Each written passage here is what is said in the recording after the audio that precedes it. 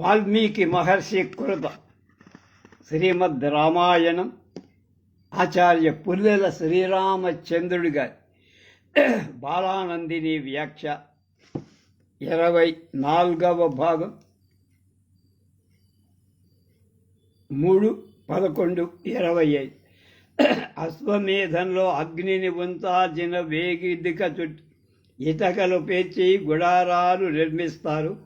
గరుత్మంతుడు తూర్పు దిశకు అభిముఖంగా ఉండి రెక్కలను పుచ్ఛాలను విస్తృతం చేసి కిందికి తల వంచి చూస్తున్నట్లుగా దాని ఏర్పాటు. ఇటికలను పేర్చటాన్ని శయనం అంట. వాజసనేయ శాఖ శుక్ల యజుర్వేద శాఖకు చెందినవాడు చేసే ఇతర యజ్ఞాలలో ఈ వేదిక కట్టేటప్పుడు 6 వరుసలు ప్రస్తారాలు చేస్తారు. అశ్వమేధంలో దానికి 3 రెట్లు అంటే 6x18 రెట్లు చేస్తారు. అందులో అష్టాదశాత్మక అందుకనే చెప్పారు. కృష్ణ యజుశాఖకు చెందినవాడు ఇతర యజ్ఞాలలో 5 ప్రస్తారాలు, అశ్వమేధంలో 5x3 15 ప్రస్తారాలు చేస్తారు. దశరథుడు శుక్ల యజుశాఖకు చెందినవాడు అవటం చేత దీన్ని అలా 18 చేశారంటే ఆయన శుక్ల యజుశాఖకు చెందినవాడు. అంటే యాజ్ఞవల్క్యుడి చెప్పిన శాఖ సంగతి. వియుక్తాస్తత్ర పశవస్తత్తుద్దిశ్య దైవతం వరగా పక్షిణశ్చైవ యథాశాస్త్రం ప్రదోజితా. తత్ర అక్కడ యథాశాస్త్రం శాస్త్రానుసారం ప్రచోదితా విహితాలైన పశవ పశువులు, ఉరగా పాములు, సర్పాలు, పక్షిణశ్చైవ పక్షులు తత్తత్ ఆయా దైవతం ఉద్దిశ్య దేవతను ఉద్దిశ్య నియుక్తా కట్టబడి శాస్త్రంలో చెప్పిన విధానంగా ఆయా దేవతల కోసం పశువులు, సర్పాలు, పక్షులు అక్కడ కట్టారు. శామిత్రేతు హయస్తత్ర తథా జలచరాశ్చయే ఋత్విగ్భిః సర్వమేవైతన్నియుక్తం శాస్త్రతస్తథా. ఆమె శామిత్రేతు పశు విషణ కర్మలు అంటే పశుహింస కోసం మాత్రం తత్ర అక్కడ హయః అశ్వం తథా అంతేగా ఏ జలచర కూర్మాది జలచరాలు అంటే నీళ్లలో ఉండే జంతువు ఉన్నవో అవన్నీ ఏతత్సత్వం అవన్నీ కూడా ఋత్విక్కుల చేత్ శాస్త్రత శాస్త్రానుసారంగా వియుక్తం కట్టబడ్డ. ఇంతలో పశు విసనం చేసే సమయం వచ్చినప్పుడు అశ్వాన్ని కొన్ని జలచరాలను ఋత్విక్కులు శాస్త్రానుసారంగా వ్యూపాలకు బంధించారు. అశ్వమేధంలో అనేకాలైన ఆరణ్య మృగాలను, గ్రామ్య మృగాలను బలి ఇవ్వటం అనేది ఉందట. అది అరణ్య మృగాదులు కొన్నింటికి అగ్నికి ప్రదక్షిణం చేయించి విడిచేస్తారు. గ్రామ్య మృగాలు మాత్రమే చంపుతారు. పశూనాం 300 తత్ర యూపేషు నియతం తదా అశ్వరత్నోత్తమం రస్య రాజ్ఞో దశరథస్య చ. తదా అప్పుడు తత్ర అక్కడ పశూనాం పశువుల యొక్క 300 3 శతాలు తస్య దశరథుడి యొక్క రాజ్ఞ మహారాజు యొక్క అశ్వరత్నోత్తమ రత్నాల వంటి గుర్రాల శ్రేష్టమైన గుర్రం అశ్వాన్ని యూపస్తంభానికి నియతం కట్టబడి 300 పశువులు దశరథుని అశ్వాన్ని యూపస్తంభాలకు కట్టారు. ఇదివరకు ఎవరు అంత బాగా మనకి వివరించి చెప్పాల. దీనిలోనే కౌసల్యాతం అయం తత్ర పరిచర్య సమంతతః కుర్బాణైర్విశాపైనం 3 పరమయాముదా. తత్ర అక్కడ కౌసల్య తం హయం అశ్వాన్ సమంతద అంతట పరిచర్య దాని చుట్టూ ప్రదక్షిణ చేసి పరమయ గొప్పదై ముదా సంతోషంతో త్రిభి 3 కృపాణై కత్తుల చేత ఏనం దీనిని వికశాప చంపింది. కౌసల్యే చంపింది.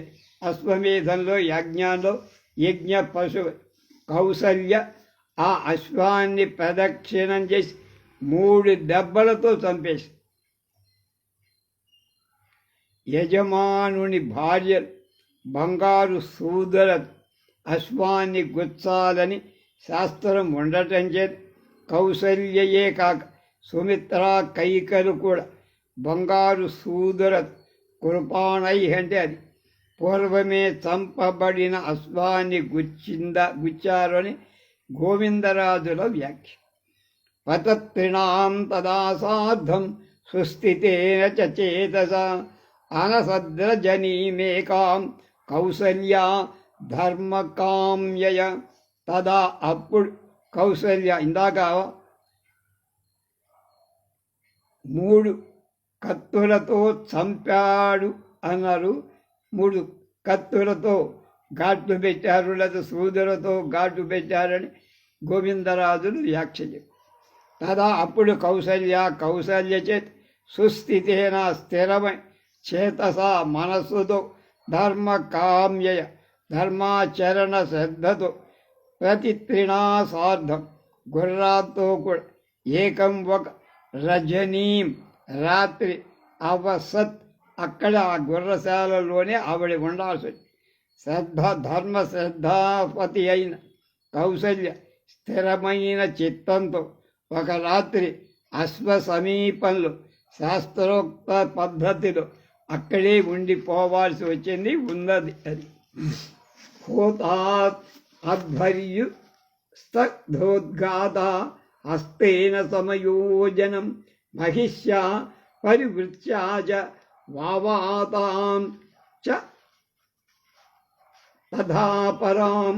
హోత అధ్వర్యుడు తథా ఉద్గాత మహిష్యా పట్టమహితో పరివృత్యా చ పరివృత్తితో వావాత అని చ వావాతాంచ తథాపర వావాచ అని వావాత్మ అనేటువంటి ఆపరా మరొకదన్ హస్తేనా హస్తంతో సమయోజన్ కూర్చిది అంటే గ్రహించారు. హోత అధ్వర్యుడు ఉద్గాత అనే ఋత్వికుడు రాజమహిషిని పరివృత్తిని వావాతను అనే వాళ్ళకి రాజుతో పాటు రాజ్య అభిషేకం పొందిన భార్య మహిష్ ఉపేక్షిత భార్య పరివృత్తి భోగిని స్త్రీ ఉంపుడుకత్ వావాత అంటే భోగిని స్త్రీ ఉంపుడుకత్ రాజుకు పాత్ర అందించేది పాలాక కృతాభిషేక మహిషి పరివృత్తి రూపేక్షిత వావాత భోగిని పాత్ర ప్రద పాలాకలీమత అది వైజయంతిలో చెప్పారు.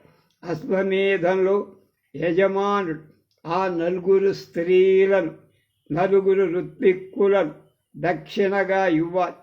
వాళ్ళు గ్రహించి దాని బదులుగా మరొక వస్తువు ఏదైనా తీసుకొని మళ్ళీ యజమానికి ఇచ్చేస్తారు. ఈ శ్లోకంలో బ్రహ్మ అనే ఋత్విక్కును పాలాకలిని చెప్పకపోయిన వాళ్ళకు కూడా చెప్పినట్టుగా గ్రహించాలి. పతత్రిణస్య వపామృద్ధస్య ముద్ృత్య నియతేంద్రియ ఋత్విక్ పరమ సంపన్న శరపయామాస శాస్త్రతః. నియతేంద్రియ నిగ్రహింపబడి ఇంద్రియాలు కలవాడు పరమ సంపన్న మిక్కిలి శాస్త్రజ్ఞాన సంపన్నుడు అయిన ఋత్విక్ తస్య ఆ పతత్రిణ అశ్వము యొక్క వపను ఉద్ధృత్య తీసి శాస్త్రానుసారంగా స్రపయామాస పక్వం చేశారు. ఇంద్రియ నిగ్రహవంతుడు ఉత్తమ జ్ఞాన సంపన్నుడు అయిన ఋత్విక్ ఆ అశ్వము యొక్క వపను తీసి పై చర్మాన్ని యథాశాస్త్రంగా పక్వం చేసి ధూమదంధం వపాయాస్తు జిఘ్రతి స్మ నరాధిప యథాకాలం యథాన్యాయం నిర్నుదన్ పాపమాత్మన సహ నరాధిప రాజు దశరథుడు యథాకాలం కాలానుసారంగా యథాన్యాయం శాస్త్రానుసారంగా ఆత్మన తన యొక్క పాపాన్ని నిర్నుదం తొలగించుకుంటూ వపయొక్ ధూమగంధం ధూమము యొక్క గంధాన్ని జిఘ్రతి స్మ వాసన చూసి దశరథుడు తగిన సమయంలో శాస్త్రానుసారంగా తన పాపాన్ని తొలగించుకోవటానికి వపాధూమ గంధాన్ని వాసన చూశాడు. హయస్యయాని చాంగాని తాని సర్వాణి బ్రాహ్మణ అగ్నౌ ప్రాప్యంతి విధివత్ సమంత్రా షోడకర్త్విజ. ఆ హయస్య గుర్రం యొక్క యాని ఏ అంగాని వివిధాలైన అవయవాలు ఉన్నాయో తాని సర్వాణి వాటినన్నిటిని సమంత్రా మంత్రాలతో ఋత్విజ ఋత్విక్కులై షోడశ 16 బ్రాహ్మణు అగ్నౌ అగ్నిలో ప్రాప్యంతి హోమం చేశారు. హోమం అంటే ఆ గుర్రము యొక్క అన్ని భాగాలు హోమం చేశారు. 16 ఋత్విక్కులు అశ్వము యొక్క వివిధ అంగాల మంత్రాలతో అగ్నిలో హోమం చేశారు. వృక్షశాఖాసు యజ్ఞానామస్యేషాం క్రియతే హవి అశ్వమేధస్య యజ్ఞస్య వైతసో భాగ ఇష్యతే. అన్యేషాం ఇతరాలైన యజ్ఞాలలో హవిస్ వృక్షశాఖాసు జువ్వి కొమ్మలలో క్రియతే ఉంచుతారు. అశ్వమేధస్య అశ్వమేధ యజ్ఞము యొక్క భాగ ఆవిర్భాగం వైతసి అంటే ప్రబ్బలి అనే తీగలో సంస్కరింపబడేదిగా ఇష్యతి విధించబడి.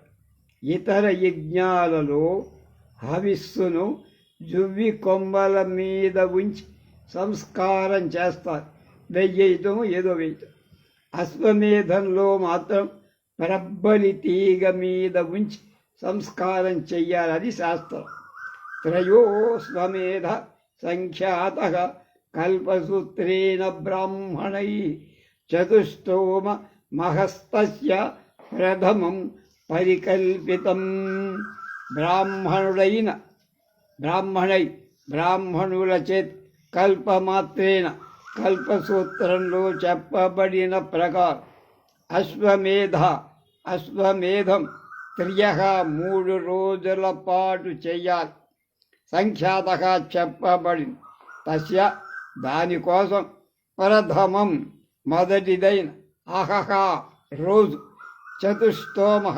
చతుష్టోమని పరికల్పితం ఏర్పాటు చెయ్యం. కల్పసూత్రానుసారంగా అశ్వమేధం 3 రోజులలో చెయ్యాల్సిన యజ్ఞం మొదటి రోజులో చేసేది చతుష్టోమం అని పేరు.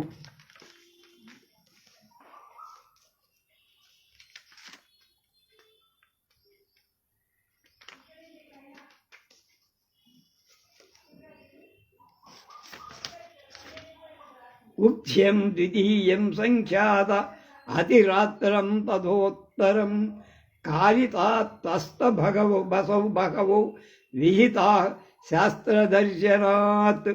ద్వితీయం రెండవది ఉగ్ధ్యం కాకింద తావత్తు ఉగ్ధ్యం అంటారు. తథా అలాగే ఉత్తరం తర్వాత అతిరాత్రం, అతిరాత్రమని సంఖ్యాతం చెప్పబడి తత్ర ఆ అశ్వమేధంలో శాస్త్ర దర్శనాత్ శాస్త్రము యొక్క దర్శనం వల్ల విహితాహ విధింపబడి బహవ అనేక శ్రతువులు కారితాహ చెయ్యబడ్డాయి. రెండవ రోజున ఉగ్ధ్యం అని, మూడవ రానికి అతిరాత్రమని పేరు. కనుక శాస్త్రానుసారంగా అనేకాలైన ఇతర క్రతువులు కూడా దశరథుడు ఎప్పుడు ఏది చెయ్యాలో అక్కడ చేయించే వాళ్ళని బట్టి చేశారు.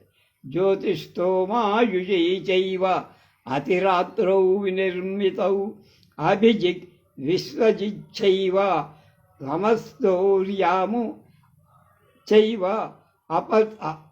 అస్తో అప్తో ఆప్తౌర్యామ మహోక్మ ఆప్తౌర్యామో మహాక్రతు జ్యోతిష్టోమాయుషి జ్యోతిష్టోమ ఆయుర్యాగాలు ఏవం మరియు అతిరాత్రౌ అతిరాత్ర యాగం నిర్మతౌ చెప్పబడ్డాయి. అభిజిత్ అభిజిత్ యాగం, విశ్వజిత్ విశ్వజిత్ యాగం ఏవం అలాగే ఆప్తోర్యామ ఆప్తోర్యామం అనే పేరుగా మహాక్రతు చెయ్యబడ్డాయి. అవన్నీ వరుస పెంచి అవ్వాలి జరిగి. జ్యోతిష్టోమ ఆయుర్యాగాలు 2 అతిరాత్రాలు, అభిజిత్ యాగ విశ్వజిత్ యాగాలు, ఆప్తోర్యామ అనే మహాక్రతువు చెయ్యబడ్డాయి. ప్రాచీం హోత్రే దదౌ రాజా దిశం స్వకులవర్ధన అధ్వర్యవే ప్రతీచీతంతు బ్రహ్మణే దక్షిణాం దిశం ఉద్గాత్రేత చ యథోదీచీం దక్షిణైషా వినిర్మిత. అశ్వమేధే మహాయజ్ఞే స్వయంభూవిహితే పుర స్వకులవర్ధన తన వంశాన్ని వృద్ధి చెందిస్తూ రాజా దశరథ మహారాజ్ హోత్రే హోత ప్రాచీం దిశను తూర్పు దిక్కును దదౌ ఇచ్చ. అధ్వర్యవే అధ్వర్యుడి ప్రతీచీం పశ్చిమ దిక్కు, బ్రాహ్మణే బ్రహ్మ దక్షిణాం దిశ దక్షిణ దిక్కు, తథా అలాగే ఉద్గాత్రే ఉద్గాతం ఉదీచీం ఉత్తర దిక్కును ఇచ్చాడు.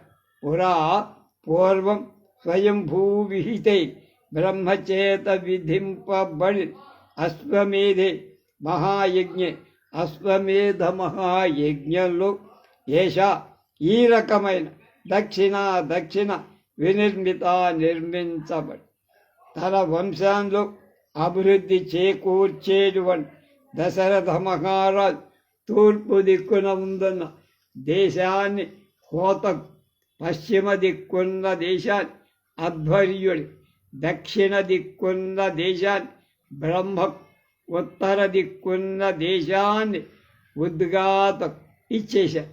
పూర్వం బ్రహ్మ విధించిన అశ్వమేధ యాగంలో ఈ విధంగా దక్షిణ ఇవ్వాలని చెప్పబడి దాని ప్రకారమే వీళ్ళు నడుచుకున్నారు. మిగతా యాగం ఎలా అయ్యిందో రేపు తెలుసుకోండి.